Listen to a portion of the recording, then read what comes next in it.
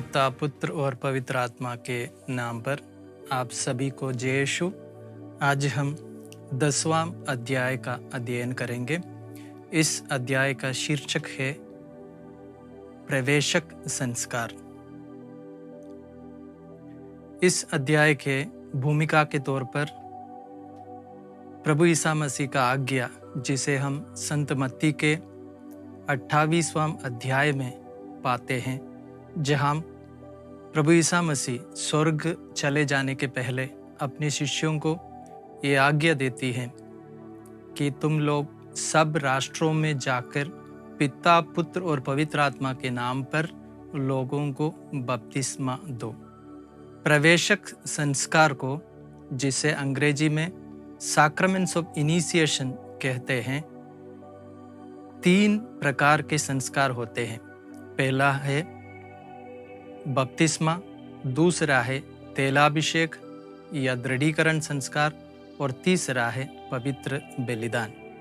इन तीनों प्रवेशक संस्कारों के द्वारा एक व्यक्ति मसीही रहस्य में सहभागी होते हैं, साथ ही साथ कलीसिया का सदस्य भी बन जाते हैं। आप जानते हैं कि कलीसिया में 2 प्रकार की कलीसिया रहती है, एक पूर्वी कलीसिया और दूसरा पश्चिमी कलीसिया। पूर्वी कलीसिया में आज भी प्रवेशक संस्कार एक साथ दिया जाता है, लेकिन पश्चिमी कलीसिया में इस प्रकार नहीं है।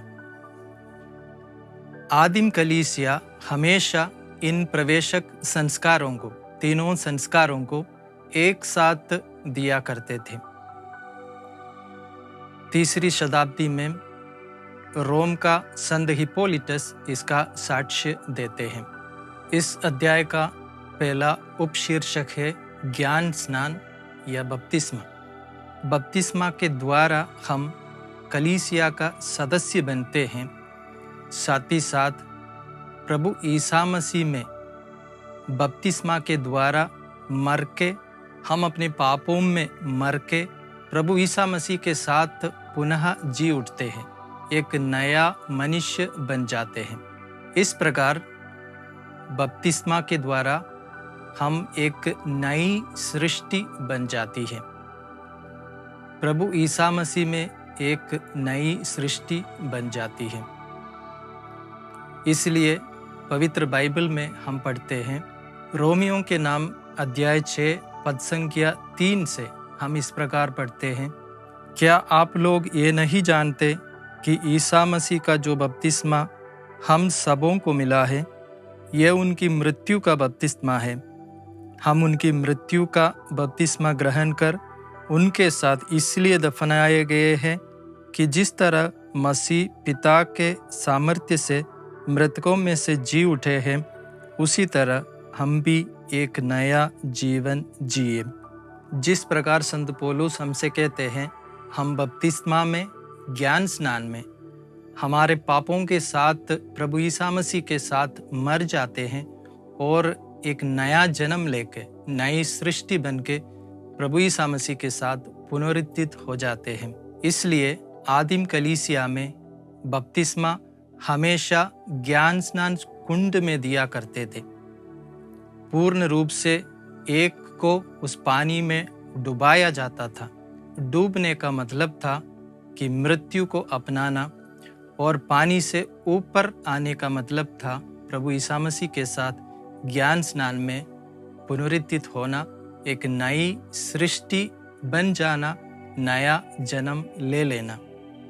इसलिए पुराने समय में किसी किसी ज्ञान स्नान कुंड क्रूस के आकार में बनाया करते थे।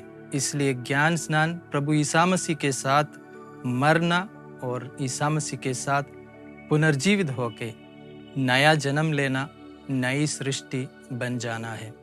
अगला शीर्षक है ज्ञान स्नान और पापमोचन। ज्ञान स्नान द्वारा हमें 2 प्रकार के पापमोचन मिलते हैं। पहला है जो आदिम पाप या मूल पाप।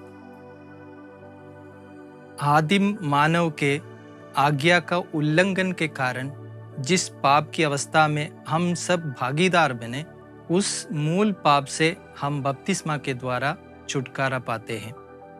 दूसरा है हमारे कर्म पाप। हमारे जीवन में जो भी पाप हम करते हैं उनसे भी बपतिस्मा द्वारा हमें छुटकारा मिलते हैं। इस अध्याय का तीसरा शीर्षक है ईश्वर का संतान होकर जन्म लेना। संत योहन के सुसमाचार अध्याय 3 पद संख्या 5 में हम इस प्रकार पढ़ते हैं, जब कोई जल और पवित्र आत्मा से जन्म न लेते तब तक वह ईश्वर के राज्य में प्रवेश नहीं कर सकता। प्रभु ईसा मसीह हमसे कहते हैं, जब तक हम बपतिस्मा ग्रहण न कर ले, जब तक हम आत्मा और जल में जन्म न ले, तब तक हम स्वर्ग के राज्य के अधिकारी न बन जाएंगे। इसलिए बपतिस्मा द्वारा एक व्यक्ति स्वर्ग के वारिस बन जाते हैं, अधिकारी बन जाते हैं। इसी के साथ साथ बपतिस्मा द्वारा हमें जो खोया हुआ ईश्वरीय प्रतिरूप भी मिलता है। बपतिस्मा के द्वारा हम स्वर्ग के वारिस बनते हैं, साथ ही साथ हमारा ईश्वरीय प्रतिरूप भी हम वापस पा जाते हैं। संत एफ्रेम हमसे कहते हैं कि बपतिस्मा द्वारा किसी को स्वर्गराज्य के लिए मुद्रित किया जाता है, यानी स्वर्गराज्य के लिए अलग किया जाता है। साथ ही साथ आदिम कलीसिया के लोग ज्ञान स्नान कुंड को कलीसिया का खोख मानते थे, जहां कलीसिया के संतान उत्पन्न होते थे। इसलिए ज्ञान स्नान द्वारा एक कलीसिया के लिए, स्वर्गराज्य के लिए मुद्रित किया जाता है और ज्ञान स्नान कुंड में कलीसिया के लिए संतान उत्पन्न हो जाते हैं। अगला शीर्षक है कलीसिया समूह से जुड़ जाता है। पिछले अध्यायों में हम लोगों ने जाना कि प्रभु ईसा मसीह कलीसिया समूह का, उस शरीर का शीर्ष है। इसलिए जो बपतिस्मा ग्रहण करते हैं वह कलीसिया रूपी इस शरीर से जुड़ जाते हैं, ईसा मसीह के मौतिक शरीर से जुड़ जाते हैं, साथ ही साथ कलीसिया का सदस्य भी बन जाते हैं। इसलिए जब कोई मसीही रूपी इस शरीर से, इस कलीसिया से जुड़ जाते हैं, तब उसे ईश्वर के प्रतिरूप भी बन जाना चाहिए। अब हमें ध्यान देने की बात यह है, बपतिस्मा द्वारा हमें एक अमिट चिन्ह प्राप्त हो जाते हैं। हमें ना मिटने वाले एक चिन्ह से अंकित किया जाता है, मुद्रित किया जाता है। बपतिस्मा में हम हमेशा के लिए ईश्वर के शरीर के अंग हो जाते हैं। इसलिए एक ही बार बपतिस्मा ग्रहण करना चाहिए। जो सही रूप से पिता, पुत्र, पवित्र आत्मा के नाम पर बपतिस्मा ग्रहण किया है, उसे दोबारा कभी भी बपतिस्मा ग्रहण नहीं करना चाहिए, क्योंकि वह मसीह के शरीर के अंग बन गए हैं। बपतिस्मा द्वारा हमें 2 प्रकार के बुलावा मिलता है। एक है कलीसिया के अधिकारियों का आज्ञाओं का पालन करना, और दूसरा कलीसिया के सदस्यों की सेवा करना। आज्ञा पालन और सेवा, ये 2 दायित्व या 2 अधिकार हमें इस बपतिस्मा द्वारा मिलते हैं। अगला शीर्षक है ज्ञान स्नान और विश्वास। संत मार्कुस के सुसमाचार में हम इस प्रकार पढ़ते हैं, संसार के कोने कोने में जाकर सारी सृष्टि को सुसमाचार सुनाओ। जो विश्वास करेगा और बपतिस्मा ग्रहण करेगा उसे मुक्ति मिलेगी, जो विश्वास नहीं करेगा वह दोषी ठहराया जाएगा। संत मार्कुस के सुसमाचार ने हमें जो बताया वह यह है कि विश्वास करने वाले ही बपतिस्मा ग्रहण कर सकते हैं। इसलिए संत पौलुस हमसे कहते हैं, आप प्रभु ईसा में विश्वास कीजिए तो आपको और आपके परिवार को मुक्ति प्राप्त होगी। बाइबल के वचन हमसे कहते हैं कि विश्वास करने वालों को ही बपतिस्मा ग्रहण करना चाहिए। तो अब प्रश्न उठता है, किस प्रकार एक शिशु बपतिस्मा ग्रहण करते हैं। इसलिए शिशुओं को जब बपतिस्मा दिया जाता है तो दो धर्म माता पिता उनके सामने या धर्म माता पिता बपतिस्मा के कर्म में उनके साथ शिशु के साथ रहता है। इसका मतलब ये है, जो नया बच्चा जन्म लिया है, बपतिस्मा ग्रहण कर रहे हैं, उसका विश्वास को बढ़ावा देना कलीसिया समूह का दायित्व है, कर्तव्य है। उसको विश्वास में आगे बढ़ाना, उसके विश्वास में पद प्रदर्शन देना विश्वासी समूह का कर्तव्य है। इसलिए सारी कलीसिया के सभी सदस्य इन धर्म माता पिता के साथ उस कर्तव्य को अपने ऊपर लेते हैं। दूसरा प्रारंभिक संस्कार है तैलाभिषेक। तैलाभिषेक या दृढ़ीकरण संस्कार द्वारा बपतिस्मा में जो पवित्र आत्मा की कृपा प्राप्त होती है, उस कृपा की पूर्ति, उस कृपा की पूर्णता तक पहुंच जाते हैं। तैलाभिषेक द्वारा या दृढ़ीकरण द्वारा हमें 5 प्रकार की कृपाएं मिलती हैं। ये 5 प्रकार की कृपाएं कौन कौन सी है, आइए हम उसमें नजर डालें। पहला है सुसमाचार घोषित करने और उसकी साक्षी बनने की विशेष कृपा।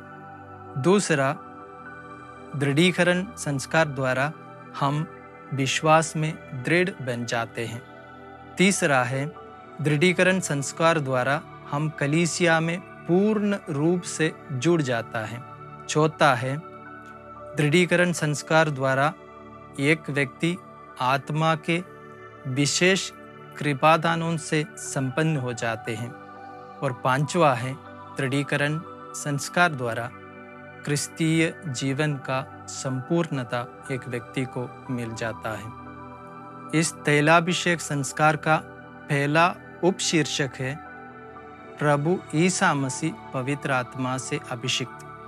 प्रभु ईसा मसीह का सीरियाई भाषा में नाम है मिशीहा। मिशीहा सीरियक शब्द का अर्थ है अभिषिक्त। जैसे हम सुसमाचार में देखते हैं, प्रभु ईसा मसीह के बपतिस्मा के अवसर पर स्वर्ग खुल जाते हैं और पवित्र आत्मा कपोत के रूप में ऊपर से उतर आते हैं और प्रभु ईसा मसीह को अभिषिक्त करते हैं। इस प्रकार प्रभु ईसा मसीह पवित्र आत्मा से परिपूर्ण रूप से अभिषिक्त हो जाकर मुक्ति कार्य के लिए शक्ति ग्रहण करते हैं। प्रभु ईसा मसीह को मुक्ति कार्य को संपन्न कराने के लिए दृढ़ बना देते हैं और उसके लिए जो जरूरत सभी कृपादानों से अभिषिक्त कराता है। दूसरा शीर्षक है प्रेरित पवित्र आत्मा से पूरित। हम जानते हैं प्रभु ईसा मसीह स्वर्ग चले जाने के पहले प्रेरितों को ये वरदान दिया था कि पवित्र आत्मा आप पर उतरेंगे, तब तक आप लोग इसके इंतजार में इस दुनिया में रहो। और पुनरुत्थान के 50 दिन बाद जब प्रेरितगण 18 में प्रार्थना में लगे हुए थे, तो अग्नि के रूप में उन पर पवित्र आत्मा उतरते हैं और वे पवित्र आत्मा से परिपूर्ण तरीके से पूरित हो जाते हैं और वे भी विश्वास में दृढ़ बन जाते हैं। विश्वास में दृढ़ बनकर वे प्रभु ईसा मसीह का सुसमाचार का दृढ़ साक्षी बन जाते हैं। अगला शीर्षक है आदिम कलीसिया के क्रिस्तीय जन पवित्र आत्मा से पूरित। जहाँ कहीं भी आदिम कलीसियागण बपतिस्मा ग्रहण करते थे, वहाँ जाकर फिर प्रेरित उन पर पवित्र आत्मा के लिए प्रार्थना करते थे। वे पवित्र आत्मा से अभिषिक्त हो जाते थे। इस प्रकार निडर होकर उनके विश्वास के साक्षी बनने के लिए वे सशक्त हो जाते थे। इसलिए संत स्तेफनुस विश्वास के लिए सबसे प्रथम अपनी जान एक शहीद के रूप में दे दिया। इसी प्रकार विश्वास के लिए शहीद बनने के लिए शक्ति पवित्र आत्मा के विशेष वरदान से, दृढ़ीकरण संस्कार से उनको मिलता था। अगला शीर्षक है विश्वासीगण पवित्र आत्मा के मंदिर बन जाते हैं। बपतिस्मा के बाद तेलाभिषेक या दृढ़ीकरण संस्कार प्राप्त करते हुए एक विश्वासी कलीसिया में पवित्र आत्मा का मंदिर बन जाते हैं। इसलिए संत पौलुस हमसे कहते हैं, कुरिन्थियों के नाम पत्र अध्याय 3 पद संख्या 16 में हम पढ़ते हैं, क्या आप ये नहीं जानते कि आप ईश्वर के मंदिर हैं और ईश्वर का आत्मा आप में निवास करते हैं। इस प्रकार बपतिस्मा और दृढ़ीकरण से हम आत्मा के मंदिर बन जाते हैं। इस अध्याय का आखिरी शीर्षक है क्रिस्तीय जीवन के लिए शक्ति प्रदान करते हैं। हम जानते हैं कि दृढ़ीकरण संस्कार द्वारा पवित्र आत्मा के विशेष कृपादानों से एक विश्वास में दृढ़ बन जाते हैं। विश्वास के लिए वह वीर सैनिक का गुण प्राप्त कर लेते हैं। इसलिए वह सशक्त होकर निडर विश्वास के साक्षी बन जाते हैं। आइए हम अंत में दिए गए प्रश्नों का उत्तर ढूंढने की कोशिश करें। पहला प्रश्न है, प्रवेशक संस्कार कौन कौन से हैं? उनको प्रवेशक संस्कार क्यों कहते हैं? बपतिस्मा, तेलाभिषेक और पवित्र बलिदान, इन तीनों को प्रवेशक संस्कार कहते हैं। उन्हें इस प्रकार क्यों कहते हैं? क्योंकि इन संस्कारों द्वारा एक व्यक्ति या एक विश्वासी प्रभु ईसा मसीह के शरीर के सहभागी बन जाते हैं और साथ साथ कलीसिया के पूर्ण सदस्य भी बन जाते हैं। दूसरा प्रश्न है, आदिम कलीसिया में तीनों प्रवेशक संस्कारों को एक साथ क्यों देते थे? आदिम कलीसिया में सभी लोग इन तीनों प्रवेशक संस्कारों को एक साथ ही ग्रहण करते थे। इसका साक्षी 3री शताब्दी के रोम के संत हिप्पोलिटस है, क्योंकि बपतिस्मा में हम नई सृष्टि बनकर दृढ़ीकरण संस्कार द्वारा अपने विश्वास में दृढ़ बनकर पवित्र बलिदान में भागी होकर पवित्र परम प्रसाद को ग्रहण करते हुए कलीसिया के सच्चा और पूर्ण सदस्य और प्रभु ईसा मसीह के शरीर के अंग और कलीसिया का सदस्य बन जाते थे। इसलिए आदिम कलीसिया में इन तीनों संस्कारों को एक साथ दिया करता था। तीसरा प्रश्न है, ज्ञान स्नान ईसा की मृत्यु और पुनरुत्थान में सहभागिता है, स्पष्ट कीजिए। संत पौलुस हमें साफ तौर पर कहते हैं कि ज्ञान स्नान हमारे पापों के साथ प्रभु ईसा मसीह के साथ मृत्यु को स्वीकार करना है और एक नया जन्म लेकर नई सृष्टि बनकर प्रभु ईसा मसीह के साथ पुनरुत्थित होना है। चौथा प्रश्न है, जिसने ज्ञान स्नान द्वारा दोबारा जन्म लिया है उसे तेलाभिषेक संस्कार क्रिस्तीय पूर्णता की ओर ले चलता है, व्यक्त कीजिए। आदिम कलीसिया के इतिहास से हमें ये मालूम पड़ता है कि जिन लोगों ने बपतिस्मा द्वारा विश्वास को ग्रहण किया है, उन लोगों के ऊपर हाथ रखकर प्रेरित जाके पवित्र आत्मा के कृपाओं से भर देते थे। इस प्रकार पवित्र आत्मा के विशेष कृपादानों से वे भर जाते थे और वे विश्वास के निडर साक्षी बन जाते थे। इस प्रकार बपतिस्मा और उसके पश्चात तेलाभिषेक द्वारा एक विश्वास के पूर्णता तक पहुंच जाता है। आखिरी प्रश्न है, टिप्पणी लिखिए तैलाभिषेक एवं क्रिस्तीय जीवन। जैसे हमने अभी तक जाना कि तैलाभिषेक द्वारा एक व्यक्ति विश्वास के परिपूर्णता तक आ जाता है। जब विश्वास के परिपूर्णता एक प्राप्त करता है तो निडर होकर इस संसार के सामने उस विश्वास का साक्षी बन जाने की शक्ति उसे प्राप्त होता है।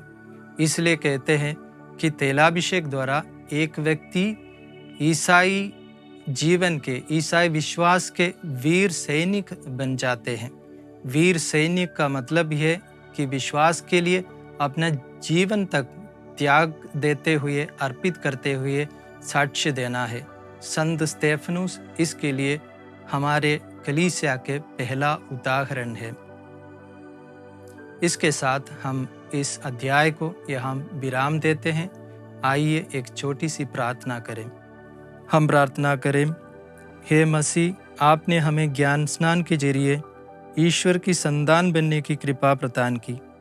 पवित्र आत्मा से भरपूर होकर सुसमाचार के साक्षी होने का अनुग्रह हमें दीजिए। पिता, पुत्र और पवित्र आत्मा के नाम पर आमीन।